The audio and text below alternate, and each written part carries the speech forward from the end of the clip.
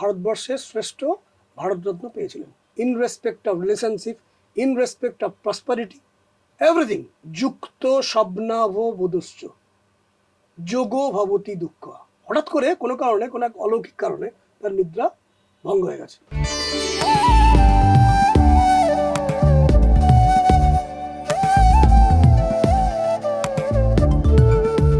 কিন্তু স্যার আপনি বললেন 8 মাস, 8 মাসটাই কেন? বেসিক্যালি আমি নিজে দেখেছি যে মানুষের যে পরিবর্তন, এই যে বললেন যে মানুষগুলো সত্যি ভালো, যে মানুষগুলো সত্যি খারাপ বলে মানে আমরা বিচার করি আপাতভাবে, এই ভালো মানুষের খারাপ হচ্ছে, খারাপ মানুষের ভালো হচ্ছে, এটা কিছু অর্থে সত্য আমি বলেছি, কিছু অর্থে সত্য, তার কারণ পূর্বজন্মের ব্যাপার আছে, কিন্তু ম্যাক্সিমাম লেভেলে নয়।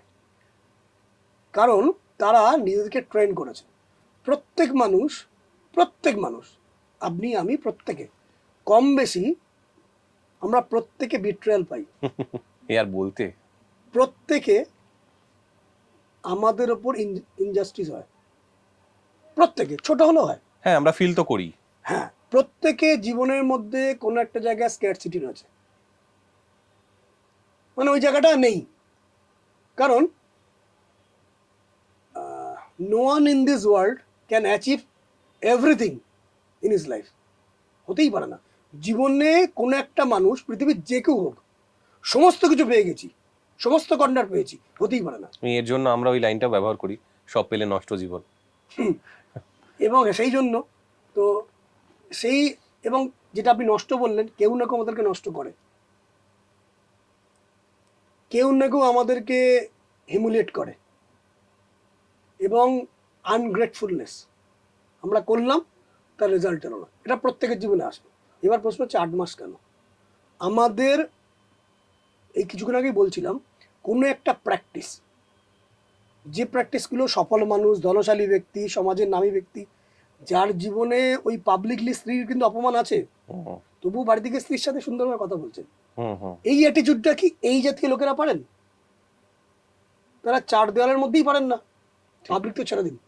তাহলে তারা কিছু প্র্যাকটিস করেছে, কিছু নিয়ন্ত্রণ করেছে, ব্যবহারে সংযম, বাণীতে মধুরতা এনেছে, আচরণের পবিত্রতা রেখেছে, বিচারে স্পষ্টতা রেখেছে, যে বিচারটাকে স্পষ্ট আছে। সে প্রতিনিয়ত কিছু প্র্যাকটিস করে, এবং সে প্র্যাকটিস করবে বলে করে না, সে নিজে জানে ওটা করতে হয়, এবং সেটা করেই তার মধ্যে মুগ্ধতা আসে, আনন্দ আসে, ক্ষমা করে দিই তার ভালো লাগে। তো এগুলো অনুভূতি, আবেগ, এবং যে পরিস্থিতিগুলোকে নিয়ন্ত্রণ করার প্র্যাকটিস, এরা একদিন দুদিন র্যান্ডম এলেবেলেভাবে করছে এমন নয়, এটা ডেইলি করছে। এবার 8 মাসে কেন হয়? প্রথম মাসে মানুষের মধ্যে চিন্তা জমাট বাঁধতে আরম্ভ করে প্রথম মাসে, এবং নিরাময় করার ইচ্ছা জাগে, নিরাময় হয় না। দ্বিতীয় মাসে সে সেটাকে ব্যালেন্স করে, প্রতিপালন করে। তৃতীয় মাসে যখন সে ওটাকে প্রতিপালন করছে, তখন নিরাময় হবার মতন সোর্স ইউনিভার্স দেয় তাকে, সে যেহেতু ইচ্ছে প্রকাশ করছে, এবং তার মধ্যে সে যত্নবান, প্রতিপালন করছে সে। চতুর্থ মাসে এর দ্বারা উদ্ভূত একটা পিস আসে, স্নিগ্ধতা আসে। পঞ্চম মাসে কোনো একটা প্র্যাকটিস করছে। কি প্র্যাকটিস? যে ধনশালী ব্যক্তি নয়, যে সমাজের নামী ব্যক্তি নয়, যে সেই মাত্রায় জীবনে প্রসপারিটি, উন্নতি করতে পারছে না, সে যদি ওই 8 মাস প্র্যাকটিস করে, তখন পঞ্চম মাসে তার কাছে ক্রিয়েটিভিটি আসে, যে আমি এটা দেখি এইভাবে করলে কীভাবে হয়। ষষ্ঠ মাসে যখনই এগুলো করে, প্রকৃতি, ইউনিভার্স বলুন, মানুষ বলুন, একটা প্রতিরোধ করতে আরম্ভ করে, প্রতিরোধ আসে। এবার এই প্রতিরোধের মধ্যে নিজের ভাবমূর্তিকে উজ্জ্বল রাখতে হয়, ব্লকগুলোকে খুলে দিতে হয়, চ্যালেঞ্জগুলোকে ইজি করতে হয়, নিজের চারপাশে সুরক্ষা বলয় তৈরি করতে হয়, এবং এই সুরক্ষা বলয় তৈরি করার পাশাপাশি সমর্থন আদায় করতে হয়। সপ্তম মাসে হয় কি, প্রকৃতি তার সঙ্গে জুড়ে যায়। আর অষ্টম মাসে এই সমস্ত যখন নিরাময়, প্রতিপালন, স্নিগ্ধতা, পিসফুলনেস আসে, তখন প্রকৃতি তার সাথে অ্যাডজাস্ট করতে আরম্ভ করে, প্রকৃতি তখন তাকে দিতে আরম্ভ করে। কিন্তু এখানে প্রশ্ন আছে একটা, এই 8 মাসে মানুষ যদি ডেলি প্র্যাকটিস করে, ডেলি তার আবেগকে নিয়ন্ত্রণ, বিচার এবং বাণীকে কন্ট্রোল করা, স্পষ্টতা আনা, মুগ্ধতা আনা, পবিত্রতা আনা, আচরণে সংযম আনা, সে ডেইলি 8 মাস কন্টিনিউ করছে, একদিনে কিন্তু বাদ দেয়নি। তখন তাকে এই ঘটনাটা ঘটবে। কিন্তু প্রকৃতি কিছু প্রতিরোধ আনে। যেমন বলছি, আপনার মোবাইলে হয়তো অনেক কেউ জানতেই পারে, আপনার যারা চেনা জানা তারা আপনার মোবাইল জানতে পারে, বা আপনার জানা চেনা জানা তারা অন্য কাউকে আপনার মোবাইল নাম্বার দিতে পারে, দিতেই পারে। কোনো কারো রাত্রিবেলা একটা খুব বাজে কটূক্তি আপনার মোবাইলে এলো, খুব মাথা গরম করে দেয় একটা কটূক্তি মোবাইলে কেউ মেসেজ করলেন, একে আপনি কিভাবে রিয়াক্ট করতে পারেন? প্রথম, ব্লক করে দিন, অশান্তি মিটে গেল, যা ঝামেলা মিটে গেল, ঝামেলা মিটলো না, অন্য নাম্বার থেকে করতে পারে, ঠিক, অন্য নাম্বার থেকে আবার মেসেজটা আসতে একদম, পারে, ফোন আসতে পারে, ভিডিও কল আসতে পারে।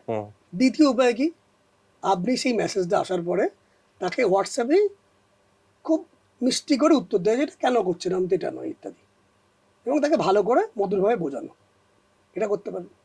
তৃতীয়ত যেটা করতে পারেন, বারবার যদি আসে আপনি আইনের আশ্রয় নিতে পারেন, যদি সেরকমভাবে সেরকম কিছু হয়, একটা বড় কিছু অ্যাকশন নিতে পারেন।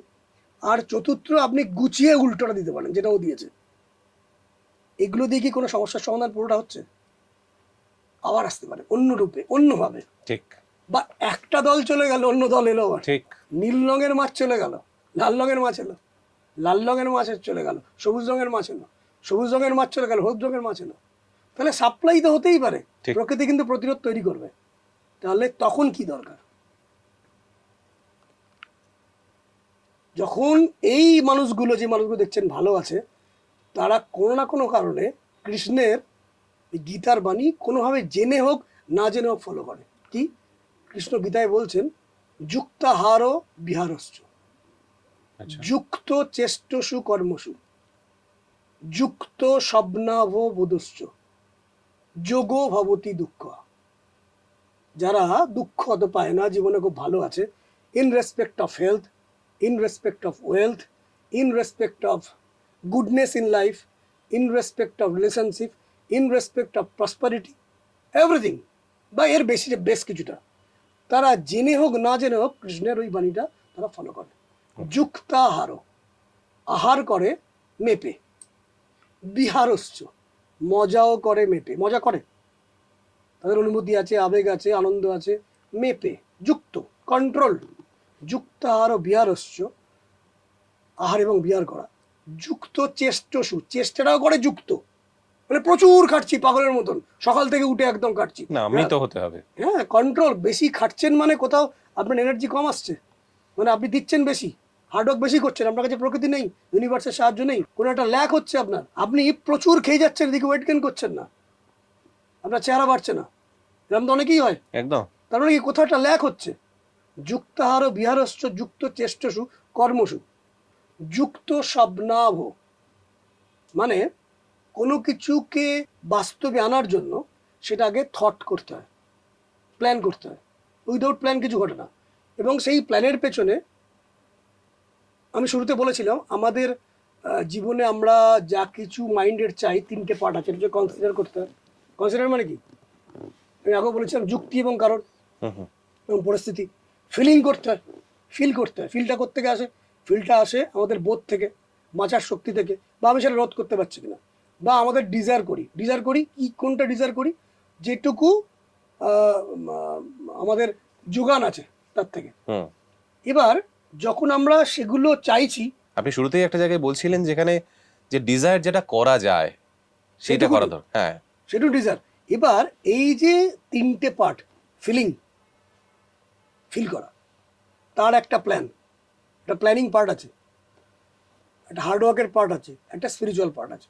প্ল্যানিং পার্টের মধ্যে ফিলিং, কতটুকু ডিজায়ার করব, এবং কনসিডার করা।